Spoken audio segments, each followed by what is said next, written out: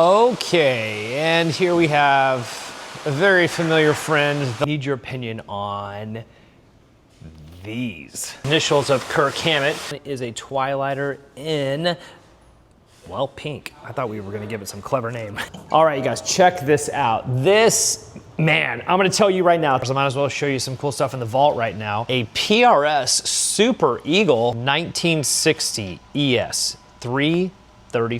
This 52 Blackguard, but we also just got in this 53 Esquire. Hello everybody, I thought that we would do another shop tour since you all are savages and have been messaging me nonstop about doing another one, but a lot of requests for Fender in particular, so all right, so let's talk about these Fender custom shops and what makes them so special. So honestly, you guys, I've tried to make this video like 4 or 5 times.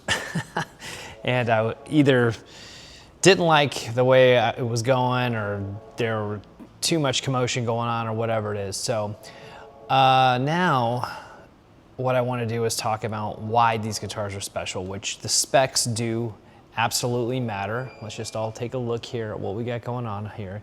The specs absolutely do matter, of course, and I'll talk to you about what those are. But what also matters are the people that helped make the Chicago Special Strats, Teles, and Jazzmasters possible. The first person that I'm thinking of is Mike Lewis, who used to run Fender Custom Shop, who passed away. Mike was awesome. Honestly, Mike was one of the first people that I met at Custom Shop. He was an awesome guitar player. He was really chill. He was a really nice guy, and he was really, really awesome at building guitars. He did such a great job with our Strats and with our Teles. Like with our Teles, we're using a combination of Alnico 3 and Alnico 5 magnets in those bridge and, well, in the bridge pickup, we're using Alnico 3 magnets, and in the neck pickup, we're using Alnico 5s, which is cool because it gives you a really nice range of sound.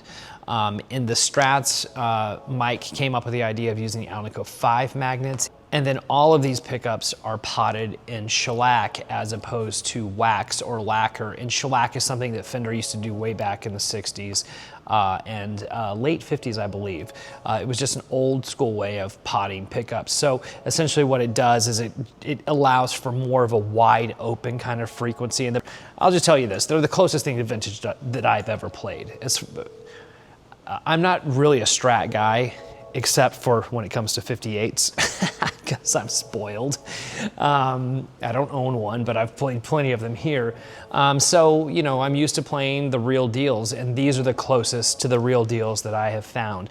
So, you know, maybe it was a sign, maybe it's a sign from God or something that it took me time to make this video, because before I was just talking a lot about the specs, and really what's most important are the people and Mike, and we miss him dearly, and we thank him very much for helping us and, you know, create new guitars that sound old. He did a fantastic job. Speaking of people, you'll see a whole row of Jazzmasters here, and the majority of these are Chicago Special Jazzmasters. And the majority, well, all Chicago Special Jazzmasters will have our Chicago Special pickups, which were designed by George Blanda, who's been at Custom Shop for quite some time. So the story with those pickups is that we used to have a 61 Jazzmaster. We love that guitar a lot. So we took it to Corona, kind of reverse engineered the sound of that guitar, and that is now what's in our CME Jazzmasters. And I've owned old ones. I've had a 59.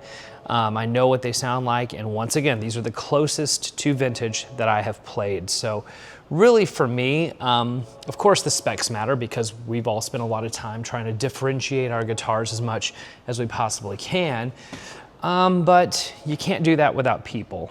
And we are fortunate because there's such great builders at Fender and PRS and Gibson who have helped us along the way. So I think the universe made me do this video multiple times because it wanted me to tell you that important part and that important part of the story. So let's move on and see what else we got going on. I need your opinion on these. What do you guys think of that color? What do you think about that? This is fluorescent yellow. I think this is one of those colors, you're either gonna love it or you're gonna hate it. I love it. I think it's so over the top that it circles back to awesome. I think it's cool, man. Could you imagine playing on stage with this? You are not gonna be missed at all. I love this color. I think it's a great finish. Look at that. Let me know what you guys think. Let me know, would you rock that? Would you guys play that? I would. I think these are dope. If you follow this channel, you know that we were in Stevensville, Maryland. When was that? Was it June? Was it March? Anyhow, we were there building PRS Private Stocks, and we are starting to see, looks like, I think one of my favorite ones sold. Yeah, it was that purple Batson flight that was up there. I think that guy's gone. But as you can see, we have some killer private stocks. We also have some really amazing core from PRS and some holes there because it's Monday, and like I said, they found some new homes. But man, the private stock process is so cool. So if you're looking for one of these, let me know. Let's keep on rolling. All right, let's take a look in this room and see what we have that is new. So this is one of 4 of our practice rooms where you can come in here and plug in guitars. This is my favorite room because I love heads and I love cabinets. And this is the room that has them. So this TS1, I believe we just got that bad boy in. This is the Slash Magnatone. That amp is so spectacular. Any of you guys out there play out with 412 cabinets? I'm really curious. I mean, most of the world seems to be moving towards, smaller combos or using neural DSPs on stage or that sort of thing and just going direct front of house, which is a great solution, especially if you're a gigging, professional guitar player and you're flying a lot. But I am curious if any of you are out there using cabinets, playing locally like me, because I'm ridiculous. We did just get in the 64 Bassman. It blows my mind that you can get that 64 vintage amplifier for a little bit less than a boutique amp, and it's vintage. Got this beautiful 65 Deluxe, Bandmaster right here from 1965, Vibrolux Twin Concert, 2 concerts. Here's a 65 Super and a 1960 Concert. This is so cool. Isn't that amazing? Check that out. Oh, look at that Pro. Dang. Oh, that's so cool. Oh my gosh, I have another concert. See, here's the thing. When I take a couple days off and come to the shop, I always find new stuff that, has come in. So we've got a 61 Concert and a 1960 Concert. Are you guys into vintage Fenders? Anyone out there use these amps? These are my favorites. This is a really cool guitar. This is a Wildwood, and if you're not familiar with these guitars, the reason that they look like this is that they would inject the tree with dyes and then cut the tree, and that's how you would get this wild color in the wood. Each one would obviously be different because they're trees and everything varies, but that's why they're called Wildwood. Pretty cool, huh? Look at that headstock. Look how that's aged. That looks good. For amps, we just started, we started carrying them about a 1.5 years ago, but it takes us about a year to get them, which are Matchless amps. These are some of my favorite handmade amps. We did have the Laurel Canyon, which is their tweed offering, which looks to have sold. Not surprising, those are hard to keep in stock. Two-Rock, classic reverb, Benson amplifiers. I'm a big fan of Benson amps. Car amps, and then now Divided by 13, which is now owned by Two-Rock, which is really cool because Eli is a great builder and his team is awesome. So it's cool that that company is in his good hands. You guys use any of these? Any Bensons or Cars? Anyone out there playing these? Actually, I'm really curious if anyone out there is playing Matchless. I'm a big fan of those amps. Okay, and here we have a very familiar friend, the Les Paul Walt. You guys, look at this. Is this insane? Okay, imagine, what if this was like your, what if this is your house? What if you owned all of these? I don't know, that's a lot, you need a lot of hands. Some people have some crazy collections of you guys. Anyhow, this is the Les Paul wall, which I know that most of you know. I don't really want to talk right now. I just want to do this.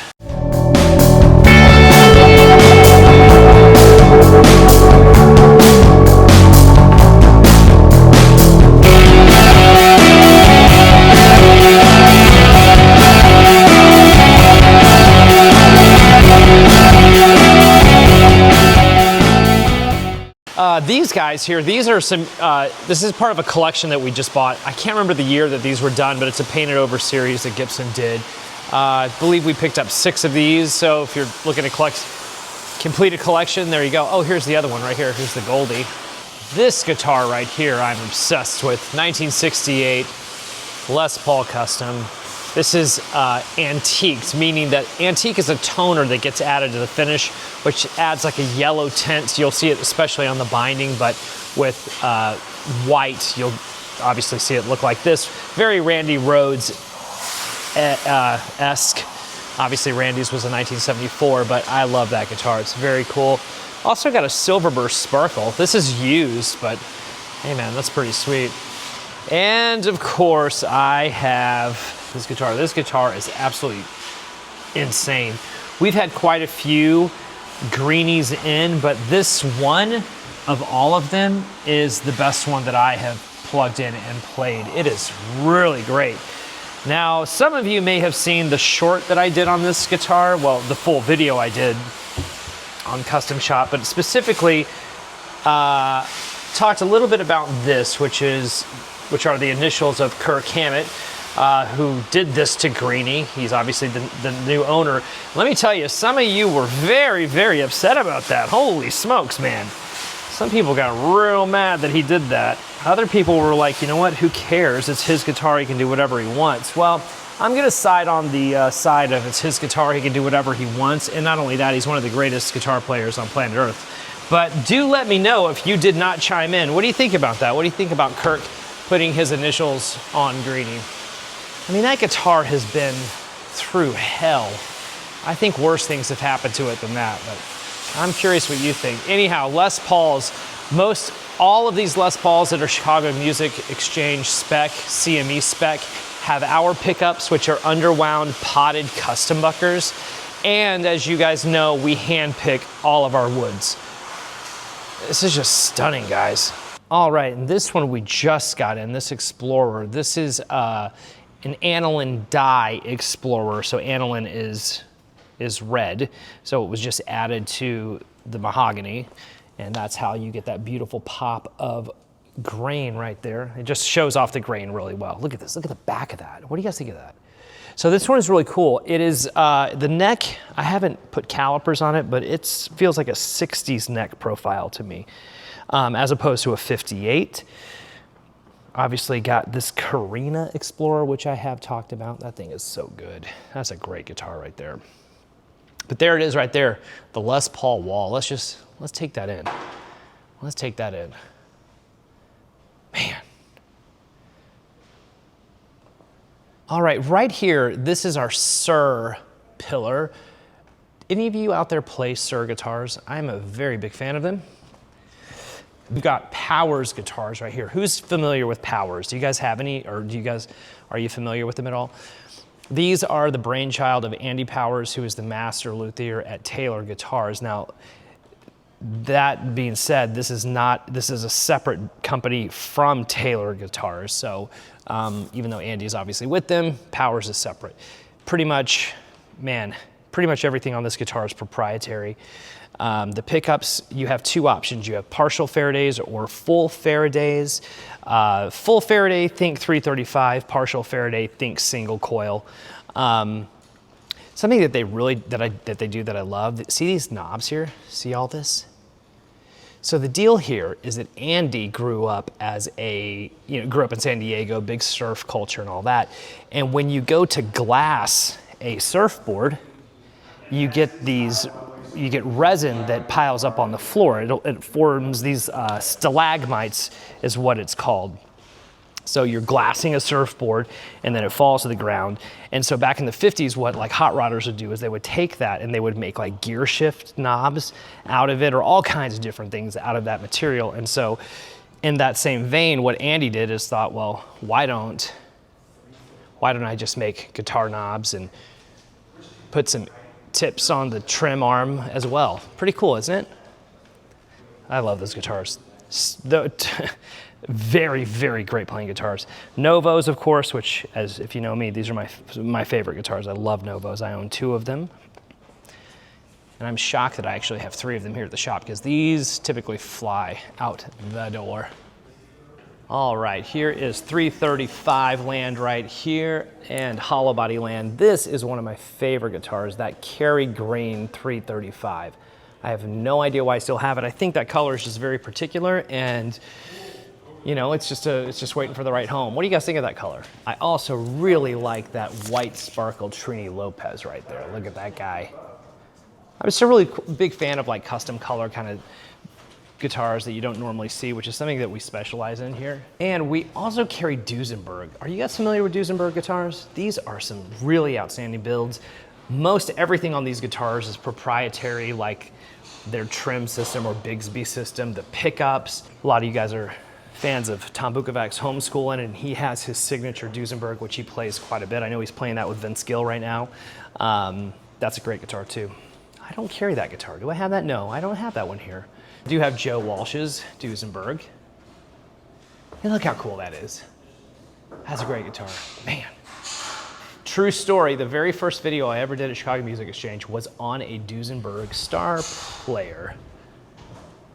They're just so neat. Look at them. What do you guys think of Duesenbergs? I'm a big fan. I love the finishes. I love there's just, wow. Look at, they've started to add some really cool sparkle. Pretty neat. All right, these are some of my very favorite amplifiers, as you know, Magnatones. This one we just got in, so we like to mess around with colors quite a bit, and this is a CME exclusive. This one is a Twilighter in, well, pink. I thought we were gonna give it some clever name. We just called it pink. Well, that's what it is. Have you guys played Magnatones? Anyone got any experience with these amps? Let me know. I love them. I see these out on the road quite a bit as well. All hand built, made in St. Louis, great amplifiers. All right, so let's now go check out some of the acoustics that we've got going on in here. These are some of my very, very, very favorite new acoustics being built. These are Atkin guitars that are built in the UK. Man, they are so good. All right, so this is an example of Atkin guitars. This is the 43 baked Sitka mahogany aged Pelham blue. A pretty guitar. Look at this thing. Now listen to this.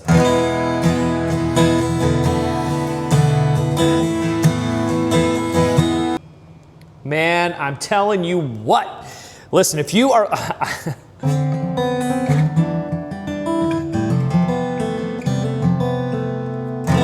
Unbelievable, man. I'm telling you what, Alistair Atkin is a genius. You know what else I really, really like are the new Murphy Lab acoustics. All right, you guys, check this out. This, man, I'm gonna tell you right now, Tom has struck gold with this new Murphy Lab series. Let me take that tuner off the headstock because nobody needs that. So this is a 1957 SJ200 vintage sunburst light Murphy aged.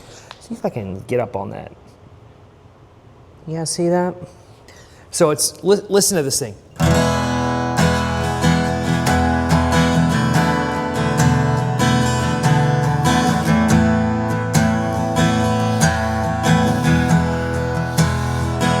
Wow. Wow, wow, wow, wow, wow. This guitar is amazing. Here's the thing about these SJs, these 200s. Have you guys ever heard these things being called the gentle giants?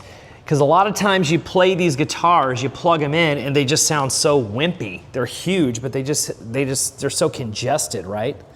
This one, this new proprietary finish that Tom has, it's a light finish on these acoustics. Man, that's unbelievable.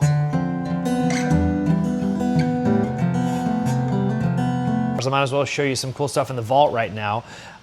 We have this 52 Blackguard, but we also just got in this 53 Esquire. Another thing too, you all, I just don't have time to plug all these guitars in. I know that you all are probably like, what do they sound like?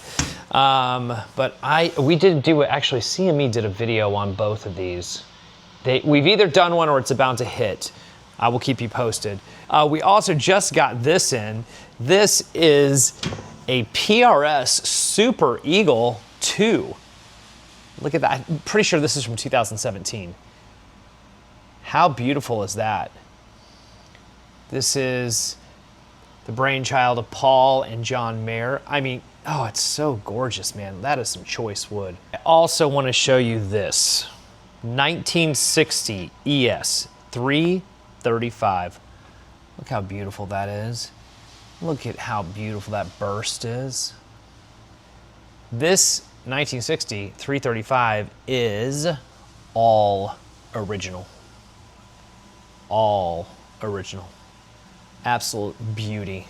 Let's get up real close. You guys want to get up close? It's got some really pretty, like, bird's eye. Let me see if I can capture that for you, actually. Let's see. Can you see that? See how pretty that top is? Oh, it's just so beautiful. The woods were just different back then. Brazilian board, of course. Let's flip this bad boy over, see what we got. Oh, it's real pretty. Look how pretty that is. 1960, all original, 335, PAFs. Let's go. Come on now. All right, everybody, that's all I got for you today. Hopefully this is cool. Let me know, like, keep letting me know in the comments and then messaging me about, you know, things that you want to see, or, you know, I just want to keep it cool, man. I just want to keep it real cool. So it is definitely not cool in Chicago. It's super hot, but you know what? I'm not going to complain, because ever since that one winter where we got like 3 feet of snow and it was like -20 every day and the pipes burst every day, no, I don't care if the sun like comes like a mile from the city. I don't care. I'm down. So anyway, I hope everyone's good. I will talk to you later. Bye.